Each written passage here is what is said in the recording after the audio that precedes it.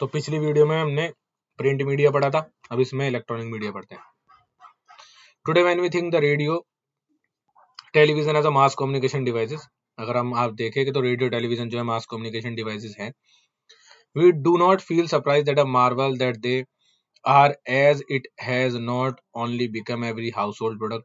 ये हर घर में इजिली मिल जाता है, but also has found in the places in our cars. आजकल तो हमारी कार में भी लगा हुआ है छोटे छोटे टीवी और रेडियो, ठीक है ना। Moreover is available in our hand held device such as mobile phone और tablet.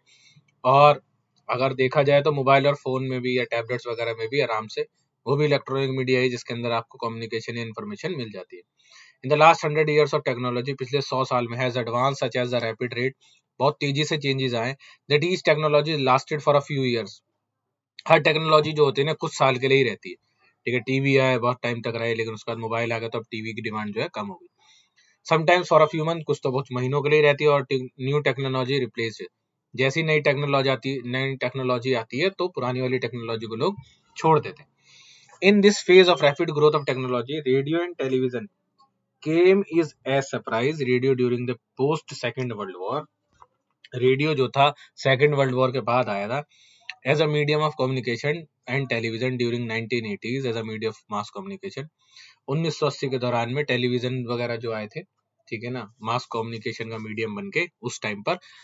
This generation of our has seen it all, और हम लोगों ने भी देख लिया, मतलब अभी 100 साल हो जाएंगे कुछ टाइम बाद, और हम लोगों ने भी वो चीज देख ली, हम लोगों ने भी टीवी देखा है, यूज करा है उसमें, मतलब हर चीज, कार्टून वगैरह या गाने मूवीज वगैरह देखी है, ठीक है ना।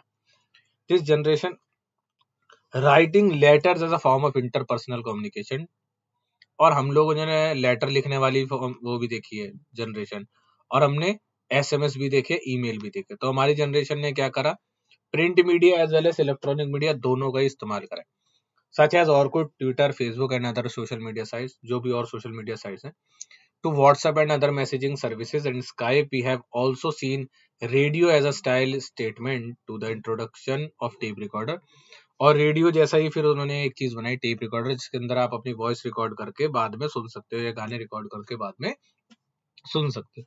To our television, CD and DVD, और टेलीविजन के लिए उन्होंने सीडी और डीवीडी बनाई। To our downloading songs, movies, games and in our hand held devices, जो चीजें आपको पसंद है आप उसमें अपना रख सकते हो, और उसको आप कहीं भी ट्रैवल करते टाइम या कहीं भी आते जाते टाइम उसको देख सकते हो। तो ये सारे बेनिफिट जो है वो किसके हैं, प्रिंट मीडिया के। We have also seen the journey of television from being prized possession or entire community when a rich person buys a television and had to throw open his or her drawing room for public viewing or television program।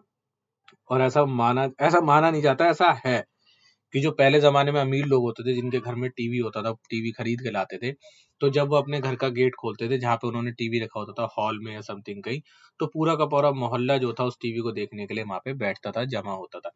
To television become a household thing, और आजकल तो television हर घर में, तो कोई किसी के घर नहीं जाता, ठीक है ना। तो इंट्रोडक्शन ऑफ सेटअप बॉक्सेस, अब आजकल सेटअप बॉक्सेस आ गए, चैनल्स भी एचडी हो गए। To television program recording facilities, आजकल तो टेलीविजन प्रोग्राम में आप रिकॉर्ड करके चले जाओ, अगर आपके पास टाइम नहीं है आप बाद में आके देख लो उसको। एंड टेलीविजन है और मोबाइल फोन, और अगर आपके पास इतना भी टाइम नहीं है तो आप एक काम करो, पूरे साल के एपिसोड भी एक साथ देख सकते हो मोबाइल फोन के अंदर। तो आपके पास बहुत सारी चीजें जो है ना इजी हो गई। This growth of technology in the last few decades, ये पिछले कुछ सालों में जो हुई है, and the commercial use of technology to make our life easier and also for making profit for the capitalist. और जो कंपनीज इन्हें बनाती है वो प्रॉफिट कमाती है इन चीजों से, उनसे पैसा कमाते हैं, तभी इतनी सारी कंपनीज आजकल स्टेबल हो गई। पहले 2-3 ब्रांड हुआ करते थे, नोकिया, सैमसंग, मोटरोला। आजकल तो बहुत सारे ब्रांड्स हैं, वीवो है, ओप्पो है, और आप इन्फिनिक्स, मतलब बहुत सारे छोटे छोटे ब्रांड भी, इतने सारे ब्रांड्स हो गए कि फोन की डिमांड बहुत ज्यादा हो गई थी, तो बहुत सारे ब्रांड्स बन गए। तो हर ब्रांड ने अपने अपने हिसाब से प्राइसिंग रखी हुई है, कोई ब्रांड बहुत ज्यादा हाई प्राइसिंग रखता है, कोई ब्रांड बहुत कम प्राइसिंग रखता है। तो ये सब चीजें, और उनका एडवर्टाइजमेंट वो जो है आजकल फ्लिपकार्ट और अमेजन जैसी वेबसाइट्स पर करवा देते हैं, टीवी पर भी करवाते हैं, ठीक है ना, जिसके वो पैसे पे करते हैं और उससे वो लोग प्रॉफिट अर्न करते हैं।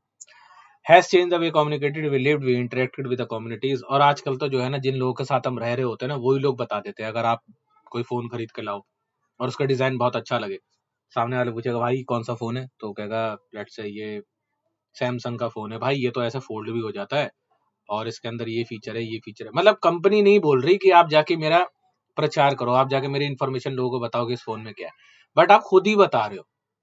आप अपने आप को बड़ा दिखाने के लिए कि मैं बहुत बड़ा 1 लाख रुपए का फोन खरीद के लाया हूं, तो आप ये चीज दिखाने के लिए खुद से ही ना कंपनी की जो उस फोन के जो फीचर है ना, कंपनी के बारे में अच्छाई आप खुद ही कर रहे हो। अब ऐसा नहीं कोई बंदा फोन लाके 1 लाख रुपए का कहेगा यार ये तो बेकार है, ये तो मुड़ जाता है, पता है, ऐसा कोई नहीं करेगा, ठीक है ना।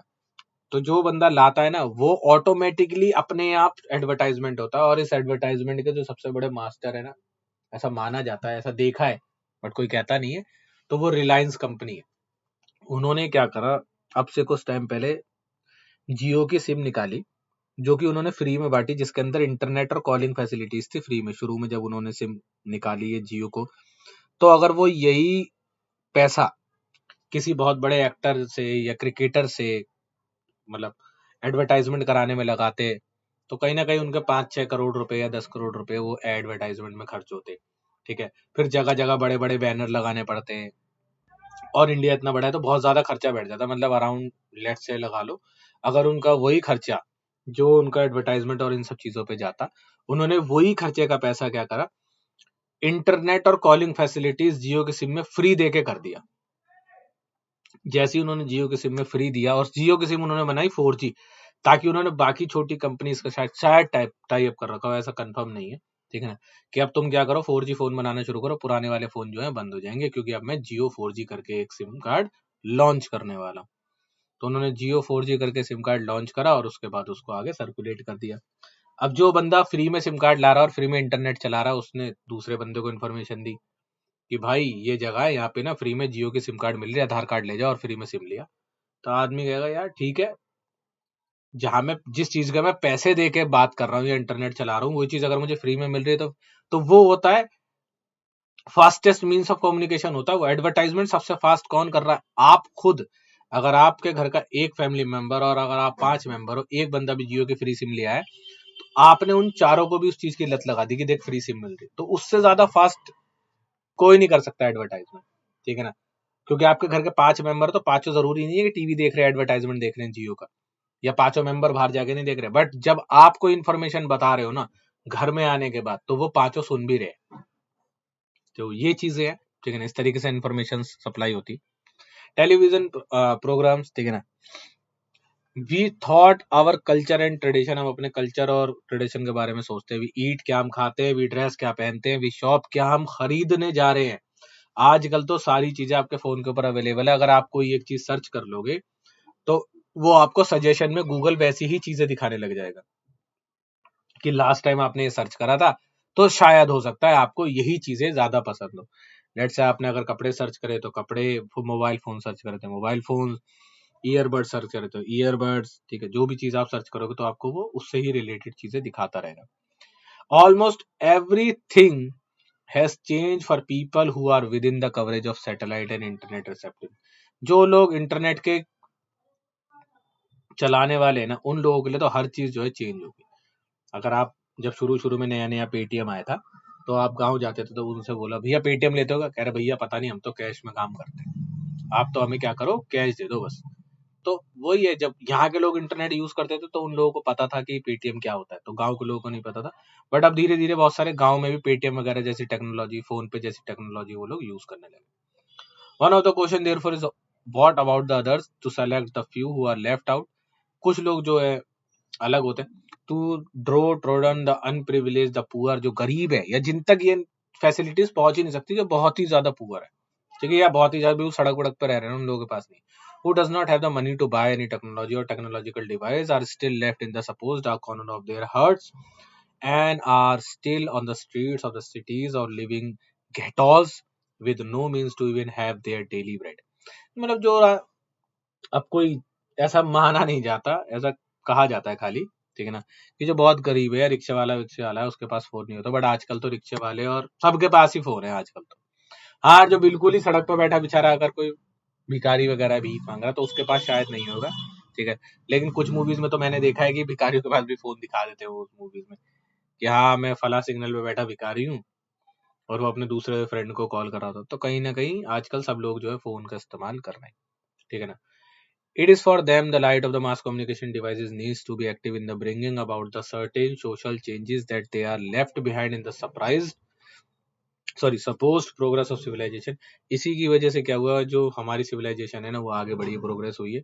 It is with this aim that the development journalism has promoted 1970s onward by the mainstream journalistic practice.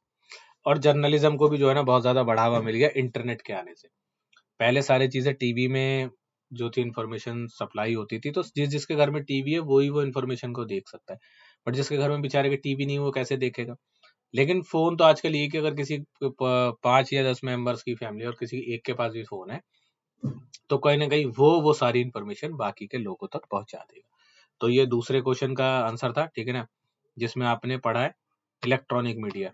अब उसके बाद है role of electronic media. Electronic media का रोल क्या है इसको पढ़ लेते हैं जल्दी से.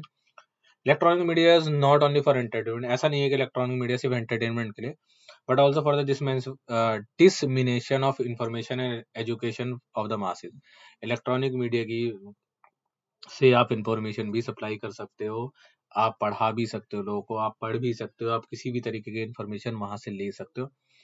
In the present circumstances, electronic media had a great role to perform the democratic setup. It can not only acting as a watchdog to the society, but the same time can act as a dismentor. अगर आप YouTube पर कोई electronic media, जैसे YouTube electronic media है, वहां पे किसी को बच्चों को पढ़ा रहे हो जो बच्चे आप तक नहीं आ सकते, तो वो वहां पे आपसे डायरेक्टली वहां पर भी क्वेश्चंस पूछ सकते हो और आप उनका आंसर दे सकते हो.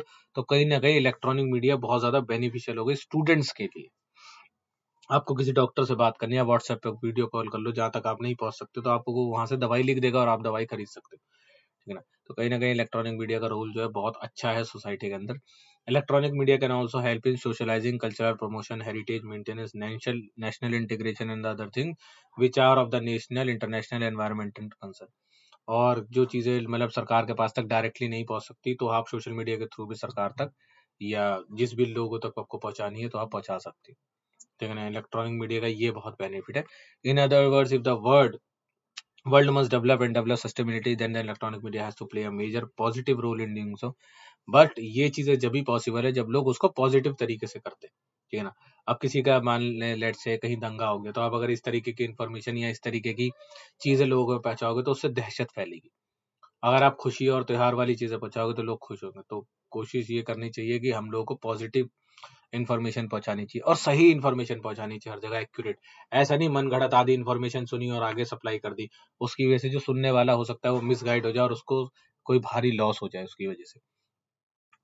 Electronic media can not just be a mere source of entertainment as that would ruin our civilisation. अगर इलेक्ट्रॉनिक मीडिया में कोई सोर्स ऑफ एंटरटेनमेंट के सिर्फ एक एंटरटेनमेंट पर्पस के जरिए किसी ने अगर कोई गलत तरीके की इन्फॉर्मेशन आगे सप्लाई कर दी या कोई ऐसी चीज बता दी, ठीक है ना, जिसकी वजह से क्या हो सकता है किसी सामने वाले बंदे की लाइफ भी जो है खराब हो सकती है. जैसे कि अगर बोर्ड की डेट शीट है और किसी ने एक और डेट शीट अपलोड कर दी, ठीक है ना, किसी और ईयर की, सामने वाले ने जिसने वो इन्फॉर्मेशन ली और उसने उस डेट्स को ध्यान से नहीं देखा, तो कहीं ना कहीं उसका एग्जाम छूट जाएगा जिसकी वजह से उसका पूरा एक साल खराब हो गया. या हो सकता है वो ज्यादा ही मतलब उस चीज को सीरियसली ले गया अगर, तो उसकी लाइफ भी खराब हो सकती है. तो इस तरीके की कोई इन्फॉर्मेशन कभी नहीं पहुंचानी चाहिए. Our habitat is therefore necessary that the people concerned with the running of electronic media understand the crass commercialization cannot do good, ठीक है ना. needed is a long term project. तो यूनेस्को वगैरह में भी जो है 1996 में एक कॉर्पोरेशन बनाई थी और वो बोलता है each culture has a dignity and value which must be respected and preserve. तो ये बहुत इंपॉर्टेंट पॉइंट्स है जो अब पढ़े जा रहे हैं कि हर कल्चर की डिग्निटी और उनकी जो वैल्यू पॉइंट्स है उनकी रिस्पेक्ट करी जाएगी और उन्हें बचाया जाएगा. आप किसी भी पर्टिकुलरली एक कम्युनिटी, एक बंदा, एक पर्सन, एक कलर, एक कास्ट, एक क्रीड, किसी भी एक जने को बुरा या भला नहीं, मतलब बुरा तो नहीं कहोगे, भला तो कहोगे आप, अच्छी बात है. तो आप बुरा नहीं कह सकते. Every people had the right and duty to develop its culture. हर बंदे के पास राइट है और उसकी ड्यूटी को अपने कल्चर को आगे बढ़ा सकता है, वो समझा सकता है कि उसके कल्चर में क्या होता है. In their rich variety and diversity and the reciprocal influence they are exert no one another, all cultures from part of the common heritage belonging to the mankind. और सारे के सारे जो कल्चर्स हैं वो सिर्फ मानवता ही बात करते हैं. और जितनी भी ये इन्फॉर्मेशन है ना सारी की सारी आप आगे सप्लाई करिए, कोई बात नहीं. आप बताइए, लेट्स से अगर आप पहाड़ों पे रहते हैं तो आप बताओ कि हमारे यहाँ ये चीज़ें मिलती हैं, आप कभी यहाँ घूमने आओगे तो आपको ये यहाँ जाना चाहिए।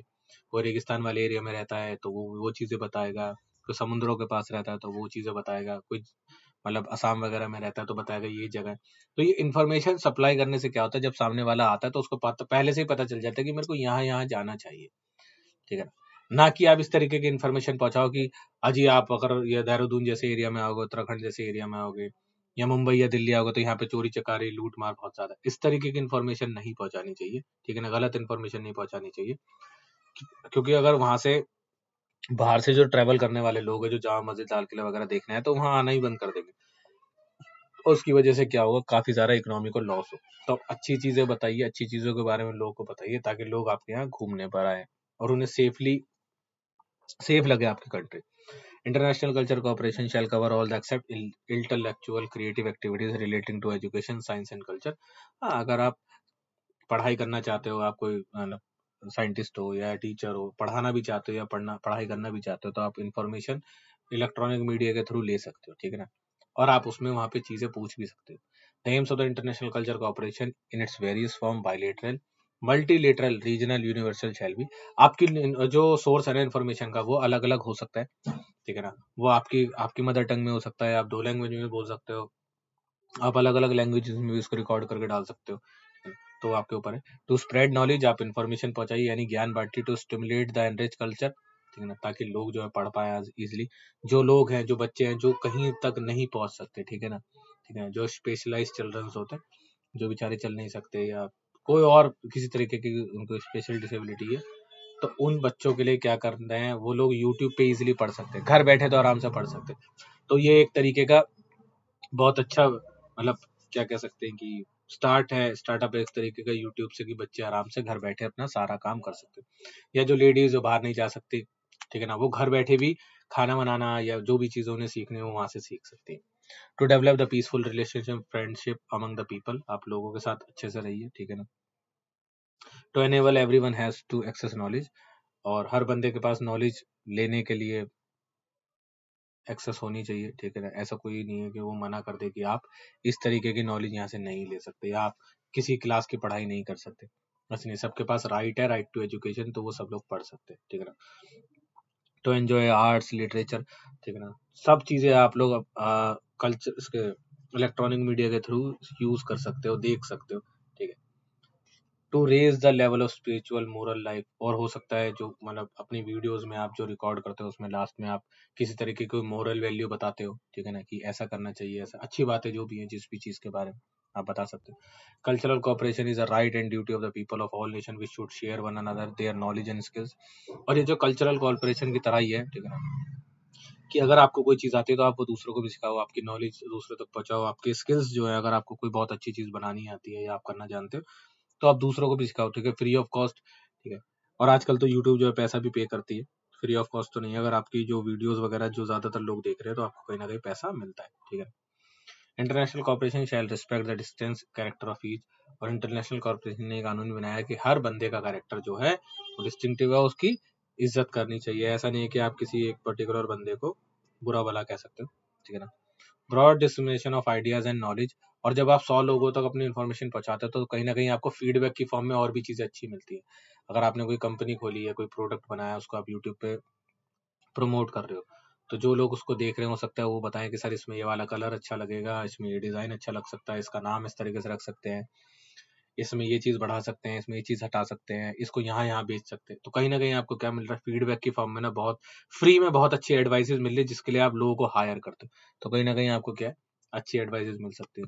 इन international cooperation shall stress be laid on ideas and values, तो इंटरनेशनल कॉपरेशन ज़्यादातर फोकस करती है आइडियाज और वैल्यूज पर, ठीक है ना। Creation of a climate of friendship and peace, ताकि लोग आपस में दोस्तों की तरह यानी अच्छे से रहे और शांति से रहे और काम करें एक दूसरे के साथ। In the present era of globalization, cultural exchanges have become very common as culture, cuisine. आजकल के लोग तो जो है अपनी जो भी कुजीन्स बनाते हैं, यानी खाने की चीज़ें बनाते हैं या कपड़े वगैरह जो होते हैं, इन सब चीज़ों के बारे में बताते हैं अपने चैनल्स पर या इन्फॉर्मेशन देते हैं, ठीक है ना। Travelling from one place to another, जो भी हमने ऊपर पढ़ा, जो लोग एक दूसरी जगह जाते हैं तो बता देते हैं कि आपको यहाँ यहाँ जाना चाहिए। या जो पर्सन पहले जा चुका है ना, वो बताता है कि मैं यहाँ यहाँ गया था और ये जगह यहाँ इतनी अच्छी है, ठीक है ना। Become very popular elsewhere because the mass migration of the people across the nation as well as media devices and multinational companies. We needed not merely cultural exchanges but also cultural cooperation. और हम लोगों के cultural corporation की भी demand करते हैं कि ठीक है ना, लोग हमारे साथ क्या करें, कॉपरेट करें। अगर दो अलग अलग कल्चर, अलग अलग कम्युनिटी के भी लोग हैं ना, तो वो लोग साथ में बैठ के काम कर सकते हैं थ्रू मास मीडिया कम्युनिकेशन। ठीक है ना। और वर्क फ्रॉम होम जब शुरू हुआ था, अभी जब कोविड आ गया था, तो उसके दौरान भी इलेक्ट्रॉनिक मीडिया यानी लैपटॉप और फोन से लोगों ने अपने घर से काम करा, उन लोगों की जॉब्स नहीं गई और कंपनीज ने भी अपना काम को जारी रखा। जो जो काम घर से हो सकते थे उन लोगों ने उन कामों को करा और उन कामों की वजह से उन लोगों ने अपना घर चलाया। ठीक है ना। तो इलेक्ट्रॉनिक मीडिया के बहुत ज्यादा बेनिफिट भी हैं। ठीक है। और बेनिफिट तभी है जब आप लोग उसको पॉजिटिव वे में यूज करोगे। दुनिया की कोई भी चीज अगर आप उसको पॉजिटिव वे में यूज करोगे तो उसको आपका बेनिफिट मिलेगा। बट अगर आप उसको नेगेटिव वे में यूज करोगे, उसको गलत चीज के लिए यूज करोगे, तो कहीं ना कहीं आपको उसका नेगेटिव इम्पैक्ट देखने को मिलेगा, सोसाइटी पर, लोगों के ऊपर असर देखने को मिलेगा। ठीक है ना। तो इस वीडियो में इतना ही। ठीक है। बाकी की नेक्स्ट वीडियो जो है मैं नेक्स्ट उसमें डालता हूँ।